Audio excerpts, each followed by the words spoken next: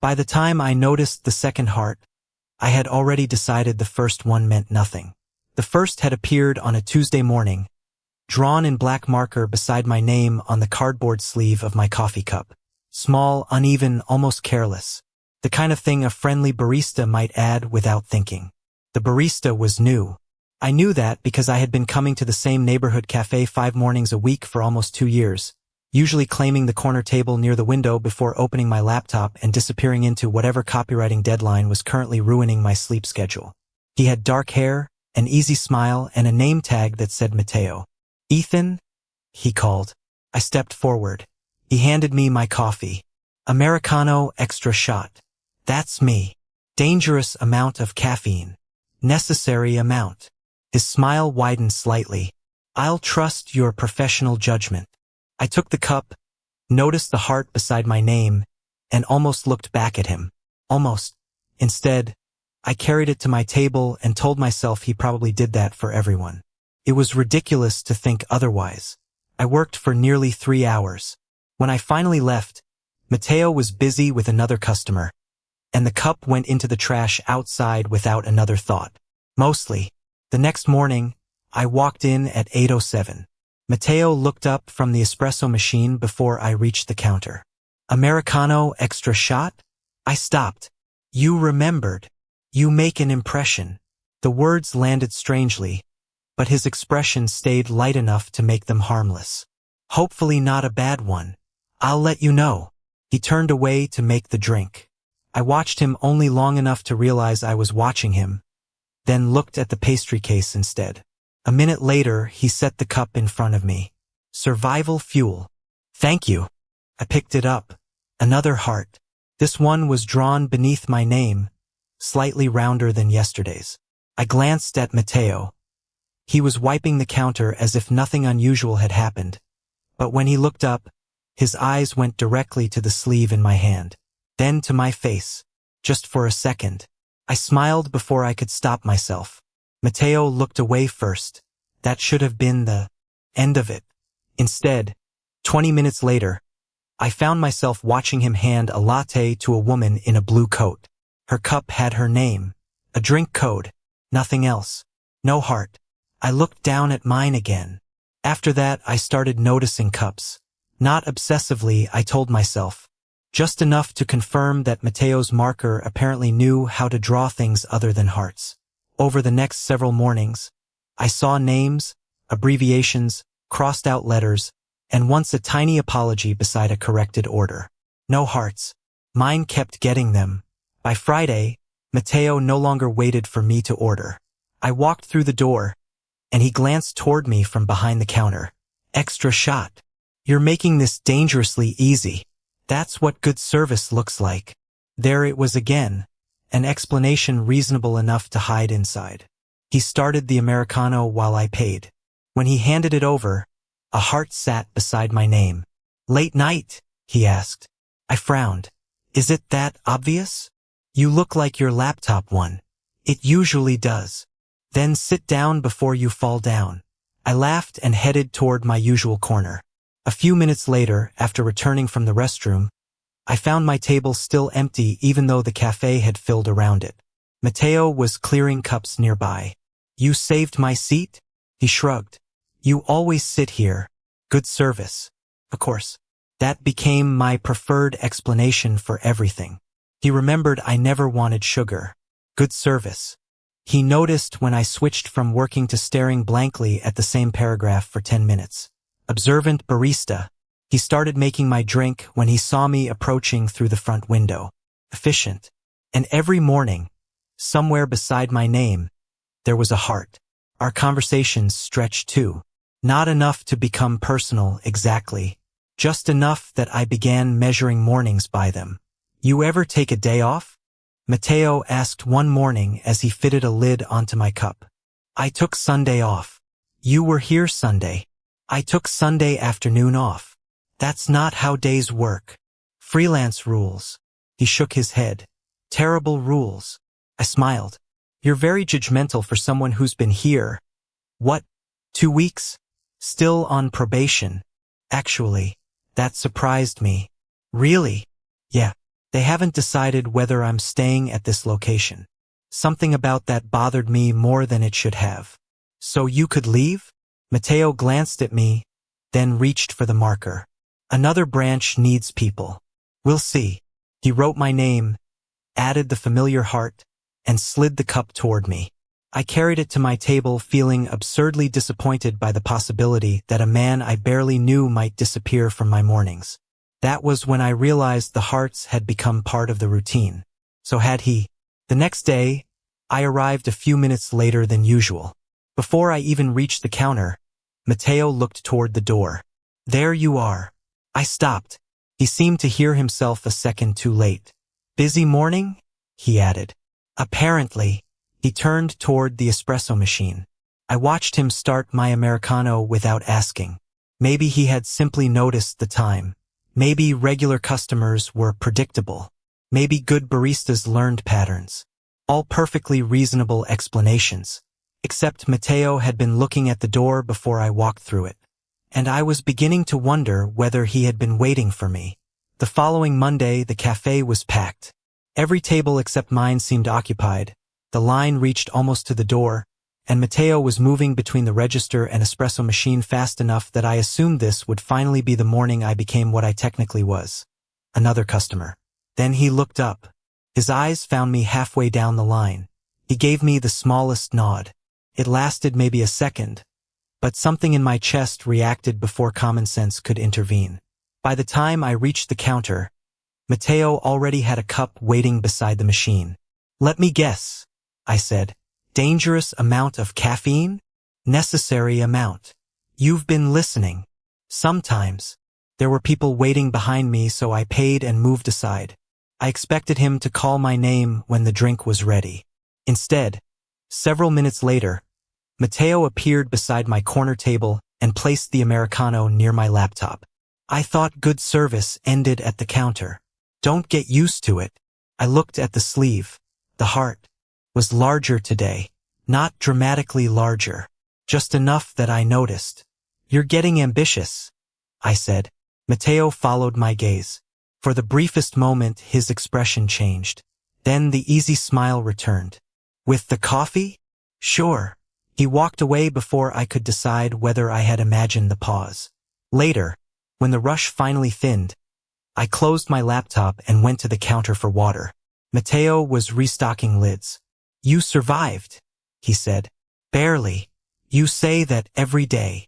And yet you keep giving me extra caffeine. You'd complain if I didn't. He was right. A few days earlier, I had mentioned that weaker coffee made me sleepy instead of functional. I had forgotten saying it. Matteo apparently hadn't. You remember a lot, I said. He looked at me. Occupational hazard. Before I could answer, another barista passed behind him, glanced toward my table, then at Matteo. So this is the... Matteo turned sharply. Can you grab more sleeves from the back? The other barista paused. A smile appeared. Sure. Matteo immediately became very interested in arranging lids. I stared at him. What was that? What was what? Whatever they were about to say. No idea. You interrupted them. I needed sleeves. You have an entire stack. Matteo looked down at the stack beside his hand. Then I'm extremely prepared. I laughed despite myself. He did too. But there was something different underneath it now. Nervousness. That stayed with me long after I returned to my table. So did an older memory I preferred not to examine. Another friendly man, another collection of signals I had once assembled into something romantic because I wanted them to be. I had asked. He had been kind about correcting me. Kind enough that I still remembered the embarrassment. I wasn't doing that again. A heart was still only a heart until Matteo gave me a reason to call it something else. But when I left that morning, I looked back through the window. Matteo was behind the counter. He was already looking at me.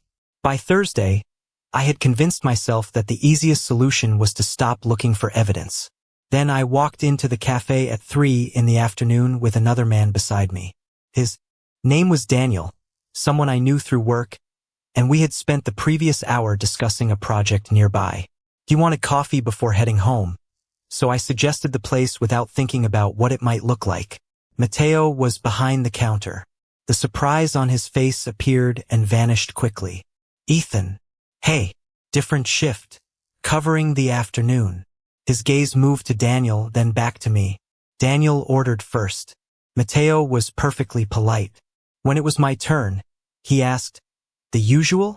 I hesitated. "Yeah." Matteo nodded and turned toward the machine. No teasing about my caffeine intake. No comment about appearing outside my normal hours. Nothing technically wrong, yet the difference was obvious because I had grown used to the opposite. Daniel and I took a table. "You come here a lot?" he asked. "Most mornings." "That explains why he knows your order." I looked toward the counter. Matteo was already looking away. Daniel stayed only long enough to finish half his drink before checking the time. "I should go. Send me those revisions tonight." "I will." He squeezed my shoulder in goodbye and left. I had barely reopened my laptop when Matteo appeared with my Americano. The heart was there. He placed the cup down. "Your friend leave?" "Yeah." Matteo nodded. "Work friend." I looked up. "Why?" "No reason." "You're asking for no reason?" "I make conversation professionally." I almost smiled. "Daniel and I work together sometimes." Something changed in Matteo's face. His shoulders loosened slightly. "Oh." I waited. "That's it. What else would there be?" "I don't know." "You seemed curious." Matteo picked up an empty cup from the next table. "I was making conversation." There was the safe explanation again. For once, I wanted to push through it. I touched the sleeve around my cup. "Matteo." His eyes dropped toward my hand, directly to the heart. Then he looked at me. For one suspended second, asking felt possible. Instead, I said, "Never mind." His expression tightened with something I couldn't read. "Okay." He returned to the counter. Later, while I packed my laptop, Matteo mentioned that his probation review was coming up. "So you still don't know if you're staying?" I asked. "Not here, necessarily. Another branch still needs someone." "When do you find out?" "Soon." He said it casually. I didn't feel casual about it. Walking home, I replayed the afternoon until I became annoyed with myself. Maybe Matteo had been jealous. Maybe I wanted him to be jealous. Those were not the same thing. I had promised myself I wouldn't build another romance out of guesses. So I decided I needed something simpler than a confession. A test. I would change the routine. Different time. Different drink. If the heart belonged to my usual order, the answer would be obvious. And if it followed me anyway, I would finally have to admit I wasn't imagining everything. The next morning, I stayed away. At 8, I was at my desk at home, staring at an unfinished paragraph and wondering why avoiding a cafe felt like an act of strategy. At 9, I made terrible coffee in my kitchen. At 10:30, I gave up. When I finally walked into the cafe a little after 11, the breakfast rush had disappeared. Matteo was wiping down the counter. He looked toward the door. His hand stopped. "You're late." I approached the register. "Am I?" "By about 3 hours." The answer came too quickly. I tried not to smile. "Maybe I'm changing." "That sounds serious." "Very." Matteo reached automatically for a cup. "Americano extra shot?" "No." His eyebrows lifted. That alone made the experiment feel embarrassingly elaborate. "I'll have a vanilla latte." Matteo stared at me. "What? You don't like sweet coffee?" I blinked. "I never told you that." "You said sugar makes coffee taste like dessert." "I said that once." "I remember things. Apparently. So, vanilla latte?" I nodded. "Vanilla latte." Matteo hesitated. "You're actually going to drink it?" "That's generally what I do with beverages." "You're going to hate it." "Maybe I'm expanding my horizons." "Your horizons look suspicious." I laughed. "Just make the latte." He shook his head and turned toward the espresso machine. I moved to my corner table, which felt strangely different at this hour. Different light, different noise, different drink coming. That was the point. No routine. No automatic Americano. No excuse. "Matteo." called my name a few minutes later. I walked back to the counter. The vanilla latte sat between us. My name was written across the sleeve. Beside it was a heart. For a moment, I simply stared. Matteo didn't say anything. I picked up the cup and turned it slightly, as though changing the angle might somehow change what I was seeing. Didn't. Different time. Different order. Same heart. When I looked up, Matteo was watching me. Not casually this time. I touched the drawing with my thumb. You know you keep doing that, right? His gaze dropped to the cup. The playful answer I expected never came. I know. 2 words. No joke. No explanation. Just an admission that somehow made every heart before this one feel different. I waited for him to continue. He didn't. So it's intentional. Matteo looked at me again. Someone moved behind him, and the espresso machine hissed into the silence. You ordered a vanilla latte as an investigation? That isn't an answer. His mouth twitched. It's also a terrible reason to order something you hate. Matteo. The smile disappeared. For 1 second, he looked almost as exposed as I felt. Then he pushed the cup gently toward me. You should try it before it gets cold. It was a retreat, but not a denial. I took the drink. At my table, I tasted it. Matteo had been right. It was far too sweet. But that barely registered. The question I had spent weeks asking was finally dead. The hearts weren't accidental. They weren't part of my Americano. They weren't an unconscious habit Matteo didn't realize he had. He knew. And now he knew that I knew. I looked toward the counter. Matteo met my eyes. Neither of us looked away. For the first time, I wasn't wondering whether the hearts meant something. I was wondering why he still couldn't tell me what. For the next 2 mornings, Matteo became careful. Not cold. That would have been easier to understand. He still greeted me when I walked in. He still remembered my Americano extra shot. He still asked whether my laptop had won another argument. But there was a new precision to everything he did, as though our conversation about the heart had drawn a line across the counter and he was determined not to accidentally step over it. On the second morning, he handed me my coffee. I looked at the sleeve. Ethan. Nothing beside it. The disappointment was immediate enough to embarrass me. Apparently, I had spent weeks insisting the hearts meant nothing only to discover I missed one the moment it disappeared. Thanks, I said. Matteo nodded. Sure. I carried the cup toward my table. Halfway there, the sleeve shifted beneath my fingers. Something black appeared near the bottom edge. I stopped. I slid the cardboard upward. Underneath it, directly on the cup where nobody would see unless the sleeve moved, was a tiny heart. I stared at it. Then I looked back. Matteo was watching me from behind the counter. His expression gave me nothing, but he had moved the heart. He hadn't stopped drawing it. He had hidden it. I returned to the counter. Seriously. Matteo glanced at the cup. What? I lifted the sleeve. His eyes closed briefly. You hid it. I didn't hide anything. It was underneath the sleeve. That sounds fairly hidden. You're making my argument for me. He exhaled and lowered his voice. Ethan. No. You knew what I was asking yesterday. I know. Then why can't you just tell me what this means? His gaze moved toward the cafe, then back to me. Because you're a customer. I waited. That's your answer? It matters. Why? Because I work here. You come here all the time. I'm not going to make you uncomfortable in a place you use every morning because I assume something I shouldn't. The frustration drained out of me before I could hold on to it. So instead you draw secret hearts? A reluctant smile touched his mouth. I'm beginning to see the flaw in the strategy. I almost laughed. Almost. What am I supposed to do with that? Matteo looked at me for a long moment, but whatever answer reached his face never became words. Then he stepped back. I don't know. That hurt more than I expected. Later, when the cafe had quieted, he came by my table to collect an empty glass from nearby. My review happened, he said. I looked up immediately, and they offered me hours at the other branch. The possibility from our earlier conversations suddenly became real. Are you taking them? I haven't decided. When do you have to? Soon. He gave me a small smile and returned to the counter. I looked down at the cup beside my laptop. The heart was still hidden beneath the sleeve.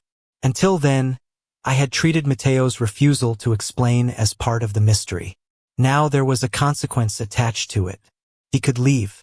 And if he did, the safest thing for both of us would be exactly what we had been doing all along. Nothing. The following Monday, I found out how little time soon actually meant. Mateo wasn't at the register when I arrived. While I waited for my Americano, my eyes drifted toward the staff schedule posted behind the counter. His name stopped after Friday. When Mateo came out from the back, he saw where I was looking. So Friday's your last shift? He went still for half a second. At this location, maybe? Maybe. I'm taking the other branch hours for now.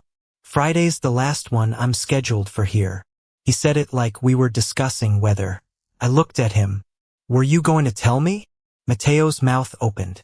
Nothing came out immediately. That hesitation answered something I hadn't wanted to ask.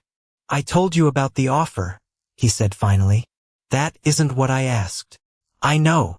There were those words again, except this time they didn't feel intimate. They hurt. Someone approached the counter behind me, so I took my coffee and moved away. At my table, I opened my laptop but didn't type. For weeks, I had been waiting for Mateo to make everything safe enough for me. One clear sentence. One explanation that would guarantee I couldn't embarrass myself. But Mateo had been doing his own version of the same thing. He could draw a heart and call it nothing. I could notice it and pretend not to understand. He could hide behind the counter. I could walk out carrying the evidence and never risk asking for more. Friday would end all of that without either of us having to choose. That was the worst part. Nothing dramatic had to happen. Mateo could simply start working somewhere else. I could keep coming here.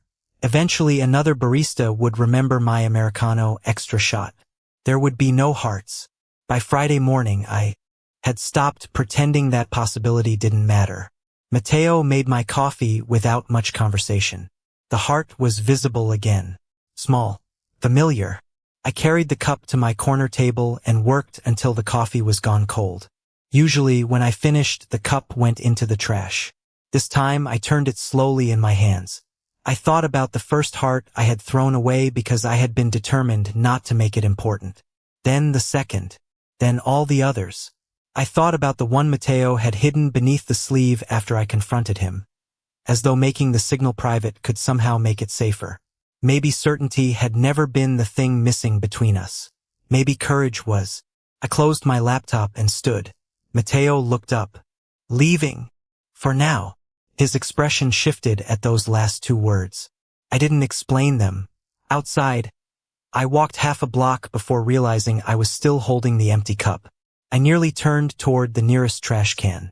Instead, I looked at the heart beside my name. For once, I kept it. I went back that evening 20 minutes before closing. The cafe looked different without the morning crowd. Half the chairs were already pushed beneath tables. The pastry case was nearly empty, and Mateo was wiping down the counter when the bell above the door announced me. He looked up. Ethan? The surprise in his voice almost made me lose my nerve. Still serving coffee? For 20 more minutes. Good. I walked to the register. Mateo studied me. You already had your dangerous amount this morning. I'm making a bad decision. That's never stopped you before. There he was again. Not the careful version from the past week. Mateo. The usual? He asked. The usual. He turned toward the espresso machine. While he worked, I could feel every argument I had used against myself returning.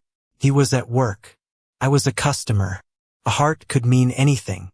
Except we had already exhausted that last excuse. Mateo set the Americano on the counter. My name was written across the sleeve. Beside it was a heart. Visible this time. I looked at it, then at him. Mateo didn't retreat. So neither did I. The black marker was lying beside the register. Can I borrow this? His eyebrows lifted. I picked it up before he answered, turned the cup around, and drew a heart on the other side. Mine was worse than his. Mateo stared at it. Then I wrote my phone number underneath. His eyes moved from the number to my face. Ethan. My turn. He said nothing. My pulse was loud enough that I wondered if he could hear it. I've spent weeks trying to figure out what your hearts mean, I said. And I'm tired of making you responsible for answering first. Mateo's expression softened. So when you're done here tonight, and you're not working and I'm not your customer anymore. I pushed the cup toward him. Have coffee with me.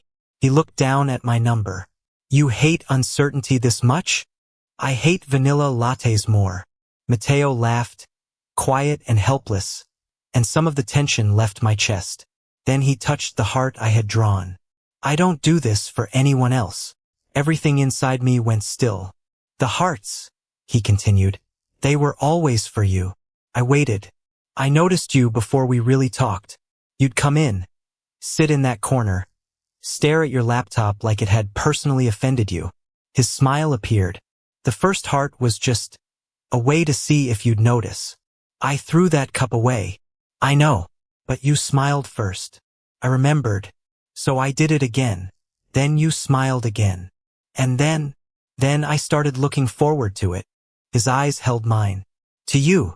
The weeks behind us rearranged themselves in a single breath. Mateo glanced toward the counter between us. You were a regular customer. I didn't know what you wanted, and I wasn't going to corner you while I was working. The hearts felt safe. You could ignore them if you wanted. I was trying very hard to. I noticed that too. I laughed. Then I tapped the phone number on the cup. I'm not ignoring this one. Mateo picked up the cup. Good. Is that a yes? He smiled. Yes, Ethan. I'll have coffee with you. 20 minutes later, I waited outside while Mateo finished his shift. When he finally stepped through the door, there was no counter between us. No order waiting to be made. No reason left to pretend we were only barista and customer. He stopped in front of me. Still sure? I nodded. Mateo glanced at my mouth, then back to my eyes. Can I kiss you? For once, I didn't need another piece of evidence. Yes. His hand touched my arm as he leaned in, and the kiss was warm, brief, and unmistakably real. When we separated, Mateo smiled. So, coffee? I laughed. Anywhere you're not making it. Deal. And for the first time since the hearts started appearing, neither of us needed somewhere to hide. 3 days later, I arrived at a cafe where nobody knew my order. That was the point. Mateo was already sitting near the window when I walked in, wearing ordinary clothes instead of his work uniform, and seeing him on the customer side of a counter felt strangely significant. He smiled when he saw me. You're late. I checked my phone. By 2 minutes. I've learned to expect better. Your standards are unreasonable. I went to the counter before he could answer. For once, I ordered 2 coffees. When I returned, I placed one in front of him but kept my hand around the sleeve. Mateo looked suspicious. What did you do? Nothing. That's exactly how guilty people answer. I laughed and finally released the cup. A small black heart was drawn beside his name. Mateo stared at it, then at me. That's terrible. The heart. Technically, I'm not sure it qualifies. I had an inexperienced teacher. He reached for the marker I had borrowed from the counter. You realize this means I'm going to have to fix it. Before I could protest, he drew another heart beside mine. 2 hearts sat together on the sleeve, one uneven and one annoyingly perfect. I looked at them and smiled. Mateo noticed. Of course he did. So that still works, he said. What? Making you smile. There was no counter between us now. No customer service explanation. No need to decide whether a look lasted too long or a question meant more than it sounded like. Mateo had accepted the hours at the other branch. A week earlier, hearing that would have felt like an ending. Now it was simply where he worked. I should warn you, I said. I'm probably still going to visit your old cafe. Mateo leaned back. For the coffee? The location is convenient, right? And they know my order. Of course. And the corner table has excellent light. Very convincing. I smiled into my cup. He reached across the table and rested his fingers against mine. This time, I didn't analyze the gesture. I turned my hand over and held his. For weeks, I had wanted certainty before I was willing to risk anything. Matteo had wanted permission before he was willing to say what his behavior had already been saying. Somewhere between those two fears, we had filled a ridiculous number of disposable cups with things neither of us could quite say aloud. We didn't need them anymore. Still, when Matteo lifted his coffee, he rotated the sleeve until the two hearts faced me. "Keeping this one," he said. I laughed. "Good." And this time, neither heart needed an explanation.